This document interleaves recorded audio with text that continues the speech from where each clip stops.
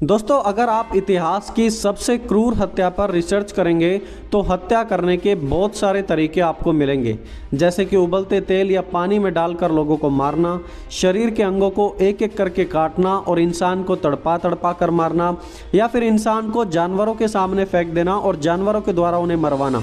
लेकिन ऐतिहासिक तौर पर क्रूस की मृत्यु को सबसे ब्रूटल मौत माना जाता है। क्रूस की मृत्यु शरीर के हर एक अंग को प्रभावित करती थी। इससे डिहाइड्रेशन, हार्ट अटैक, हैमरेज, सांस की कमी जैसी मेडिकल प्रॉब्लम्स भी होती थी। जूस एंटिक्विटी में या यहूदी इतिहासकारों के नज़रिए से क्रूस की मृत्यु एक सबसे दर्दनाक और सबसे ज़्यादा शर्मसार करने वाली मौत थी। ऐसा भी कहा जाता है कि क्रूस की मृत्यु की शुरुआत असीरिया और बेबीलोन ने की थी और 6 BC तक यह मृत्यु का तरीका पर्शिया में रेगुलरली क्रिमिनल्स को मौत देने के लिए इस्तेमाल किया जाता था। ऐसा भी इतिहासकारों का कहना है कि अलेक्जेंडर द ग्रेट, सिकंदर महान ने यह मृत्यु का तरीका पर्शियन लोगों से सीखा और बाद में 3 BC के करीब यह तरीका रोम तक पहुंचा दिया और रोम ने इस तरीके को क्रिमिनल्स को मारने के लिए इस्तेमाल किया। रोमियों को यह तरीका इतना अच्छा लगा कि उन्होंने अगले 500 साल तक क्रूस की मृत्यु को और दर्दनाक बनाया और पूरी दुनिया में अपना खौफ फैला दिया। ये तो सब हुई हिस्ट्री की बातें। चलिए अब हम जानते हैं कि मेडिकल के रूप से प्रभु यीशु के साथ क्या हुआ था, क्यों उनका पसीना खून बन गया था, रोम के कोड़े कैसे होते थे, कितना ज़्यादा दर्दनाक होते थे और क्रूस की मृत्यु इतनी ज़्यादा भयंकर और दर्दनाक क्यों होती थी। तो दोस्तों, आज इस वीडियो में हम पूरी सच्चाई को जानने जा रहे हैं। तो चलिए हम शुरू करते हैं।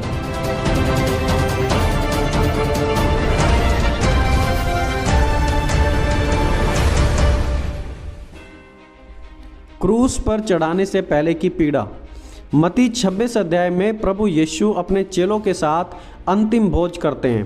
कुछ बातचीत होती है उनके बीच में और फिर यीशु अपने चेलों के साथ गतसमने के बगीचे में जाते हैं और वहां आने वाले समय के लिए प्रार्थना करते हैं। और मत्ती 26 अध्याय उसके 38 वचन में प्रभु यीशु ने कहा, मेरा मन बहुत ज़्यादा उदास है, यहाँ तक कि मैं मरने पर हूँ।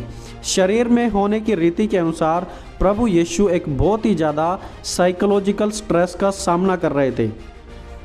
लूका 22 अध्याय उसके 44 वचन में लिखा है कि यीशु व्याकुल होकर आग्रह पूर्वक प्रार्थना कर रहा था और उसका पसीना रक्त की बूंद के समान भूमि पर गिर रहा था। जी हाँ, पसीना खून की तरह उनके शरीर से गिर रहा था। मेडिकल साइंस का मानना है कि जब कोई व्यक्ति बहुत ही ज़्यादा हाई लेवल की स्ट्रेस का शिकार हो जाता है तो उसका पसीना खून बनकर बहता है और मेडिकल लाइन में इस कंडीशन को बोलते हैं हिमाटोहाइड्रोसिस के नाम से इसे जाना जाता है जब पसीना खून बन जाता है। तो क्रूस पर जाने से पहले प्रभु यीशु बहुत ही ज़्यादा साइकोलॉजिकली स्ट्रेस थे, इसलिए उन्होंने कहा कि उनका मन व्याकुल है और उनका पसीना खून बन गया था, क्योंकि वो जानते थे कि क्रूस की मृत्यु बड़ी ही क्रूर और दर्दनाक होने वाली है। और इस इतनी बड़ी स्ट्रेस के बाद एक और अगला भाग आता है, एक और दर्दनाक भाग, रोमन फ्लोगिंग्स, रोमियो के कोड़े। रोम के लोगों की एक प्रथा थी कि एक बार में मात्र 39 कोड़े ही मारे जाएं, लेकिन वो सिर्फ एक बार में ही मारे जाएं। अगर उनको लगता है कि क्रिमिनल ज़्यादा ही दुष्ट है, ज़्यादा ही बुरा है, तो वो उसे दिन में 2 से 3 बार कोड़े मार देंगे, जिसका मतलब हुआ कि एक दिन में करीब 117 बार कोड़ों का मारा जाना। हिस्टोरियंस हमें बताते हैं कि आधे से ज़्यादा लोग तो कोड़े खाकर ही मर जाते थे। अब ध्यान रखना कि प्रभु यीशु पहले ही साइकोलॉजिकली बहुत ही ज़्यादा स्ट्रेस्ड हैं और अब उन्हें रोमियो द्वारा कोड़े मारे गए। रोमियो के कोड़े चमड़े के चिमटों से, लेदर थोंग से बनते थे। उनके बीच में लोहे की छोटी छोटी गोलियां, कांच के टुकड़े और पैनी हड्डियों के टुकड़े लगाए जाते थे और जब एक कोड़ा मारा जाता था तो वह एक ही बार में पूरी खाल को फाड़ देता था। और प्रभु यीशु को तो 39 कोड़े लगे थे। रोमियो के पास ऐसे भी कोड़े थे जो एक बार में 100 ग्राम से 200 ग्राम के बीच में मांस भी निकाल दिया करते थे। मतलब अब क्योंकि कोड़ों में कांच भी लगे हुए हैं, लोहे की पैनी बोल है, हड्डियां हैं, कीलें भी लगी हुई हैं, तो वो जब मांस में लगता था वो कोड़ा तो मांस में गड़ जाता था और जब उन्हें बाहर निकाला जाता था तो वो शरीर से मांस भी निकाल लेता था। इस वीडियो क्लिप को देखिए, इसमें डॉक्टर ग्रेग एक्सप्लेन करते हैं कि रोमियो के कोड़े कैसे बनते थे और उनका क्या प्रभाव शरीर पर पड़ता था। Who makes these, and you have lead weights, and then kind of cemented or molded into the lead weights are nails, pieces of glass, and bones. And this is what the Roman centurions would use to beat him. Doctor Greg ने इस विषय पर research की थी और उन्होंने बताया कि इन कोड़ों में कीलें, शीशे, पत्थर, लोहा, लेदर जैसी चीजें मिक्स होती थी। Just be thinking about which one you think might be worse, the 3 or the 9. So I'm going to demonstrate this for you. And remember that this is cardboard. Cardboard is much thicker than skin.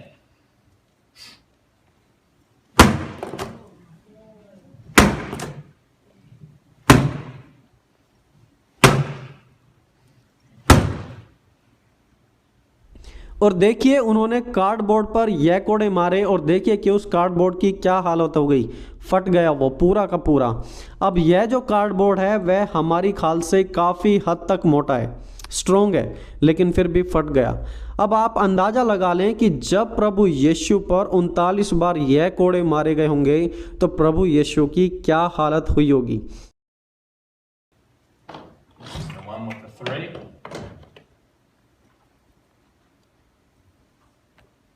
Now what actually happens with this one can actually be worse because it's lighter. The speed that when it hits is actually faster and it can inflict more damage. और यह वो दूसरा कोड़ा है जो लगते ही मांस को बाहर निकाल देता है। तो जब प्रभु यीशु को ये कोड़े लगे होंगे तो उनका क्या हाल हुआ होगा। दोस्तों, अगर हमें यह कोड़ा एक बार भी लग जाए तो इसकी रिकवरी के लिए हमें 1-2 साल लग ही जाएंगे। 3rd सेंचुरी के इतिहासकार यूसेबियस ने कहा कि जब जब कोड़े मारे जाते थे तो मांस फटने के बाद लोगों की आंतड़ियाँ, उनकी नसें शरीर से बाहर निकलकर गिरने लगती थी और क्रूस पर जाने से पहले ही अधिकतर लोग मर जाते थे। तो प्रभु यीशु मसीह साइकोलॉजिकली बहुत ही ज़्यादा स्ट्रेस थे। कोड़ों के बाद उनके शरीर से खून बह रहा है, शरीर का आधा मांस फट चुका है, आंतड़ियाँ बाहर आ चुकी हैं, ब्लड लेवल काफ़ी कमज़ोर हो चुका है। और मेडिकल साइंस बताती है कि जब कोई व्यक्ति ऐसी सिचुएशन से गुजरता है तो उनका हार्ट और किडनी फेल हो जाती हैं, डिहाइड्रेशन हो जाती है, इंसान कोमा की स्टेज में चला जाता है। कितना दर्दनाक, बहुत ही दर्दनाक एक्सपीरियंस। और फिर बाद में प्रभु यीशु मसीह कहते हैं कि मैं प्यासा हूँ। और फिर इतनी मार पड़ने के बाद, खून बहने के बाद वो यीशु पर एक सलीब लाद देते हैं उस वजनदार क्रूस को गोलगता तक पहुंचाने के लिए। एक के बाद एक क्रूरता दिखाई गई प्रभु यीशु को हमारे लिए। और इतना सब कुछ सहने के बाद फिर उन्हें लाया जाता है क्रूस पर चढ़ाने के लिए। अब जो यह क्रूस की मृत्यु थी, जैसा मैंने पहले भी बताया कि बहुत ही ज़्यादा दर्दनाक थी। रोमी लोग 5 से 7 इंच लंबी कीलें ठोकते थे और ये कीलें हथेली में नहीं बल्कि हथेली से ऊपर ठोकी जाती थी। 5 से 7 इंच लंबी धारदार कीलें मांस को, नसों को फाड़ते हुए प्रभु यीशु के हाथों में ठोकी गई।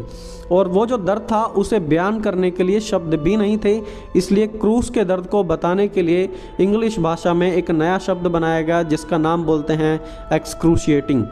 इंग्लिश भाषा के शब्द एक्सक्रूशिएटिंग को क्रूस का दर्द बयान करने के लिए इस्तेमाल किया जाता है। और फिर प्रभु यीशु के पैरों में भी वो ही 5 से 7 इंच लंबी कीलें ठोकी गई। मतलब पहले पसीना खून बन गया, उसके बाद कोड़े मारे गए, कोड़े मारने के बाद मांस भी निकला, उनका खून बहा दिया, सालों साल ठीक ना होने वाले जख्म दिए, डिहाइड्रेशन हुई, कमजोरी हुई, चक्कर आए, ब्लड प्रेशर, क्या क्या नहीं सहा प्रभु यीशु ने हमारे लिए। मेडिकल साइंस का कहना है कि क्रूस की मृत्यु एक स्लो डेथ थी। इंसान धीरे धीरे मरता था, इंसान पूरा तड़प तड़प कर मरता था। क्रूस पर लटके व्यक्ति को सांस लेने और सांस छोड़ने में भी कठिनाई होती थी और उसकी वजह से हार्ट या फिर दिल का फटना भी बिल्कुल नॉर्मल था। और शायद प्रभु यीशु को यह सब चीज़ें महसूस हो रही थी, इसलिए उन्होंने कहा, हे पिता, मैं तेरे हाथों में अपनी आत्मा सौंपता हूँ। और उसके बाद एक रोमी सिपाही ने भाला मारा उनकी पसली पर।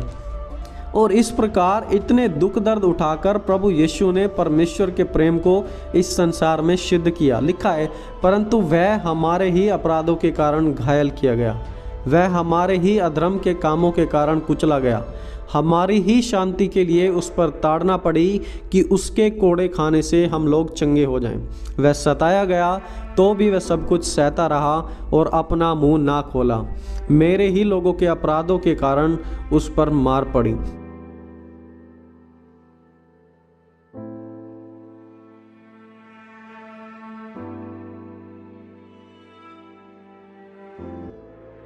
दोस्तों, पर्सनली जब मैं इस टॉपिक पर रिसर्च कर रहा था तो सचमुच बहुत दुख महसूस हुआ कि प्रभु यीशु को हमारे लिए इतना सब कुछ सहना पड़ा, सब कुछ आपके और मेरे लिए।